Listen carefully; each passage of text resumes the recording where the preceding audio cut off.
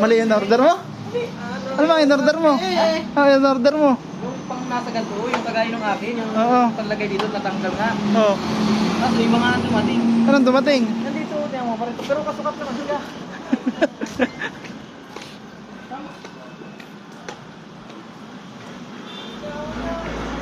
Ano ba yan dumating? Ano? Yung dumating oh. Ay putang ina naman dumating na yan. Pangkabayo naman yan ay. Kaya nga. Pamplangka naman yung birth ay. Dapat pala pag-order kasi sa, ano, sa mga ganyan. Oo, eh, titingnan naman ng mo muna yung mga maayos. ano. Dapat kasi tinitingnan mo yung ano. Hindi, ang sabi ni Jasmine sa akin, una daw orderin. Oo. Bibili ko daw muna ng ulam. Oh. Sa ano nga, sabi ko naman, pag ordering ko ay sayang naman, free shipping baga. Kaya nga. Ay di in-order ko. Hindi ko man alam na ganito ang ano ko, ang darating. Naku, dapat tingnan mo sa ano. Kay sa mga comment. Ang problema, kung anong madadala kong ulam. Ay. Ipapalaga sa akin ito ay. Ay sigurado yan, papakain yan sa iyo. Kahit anong lambot nito ay, kahit anong laga nito, hindi ito makunat nito. Kuna talaga yan. Kahit tikman mo ngayon yan. Kaya anong maalas ko naman ito.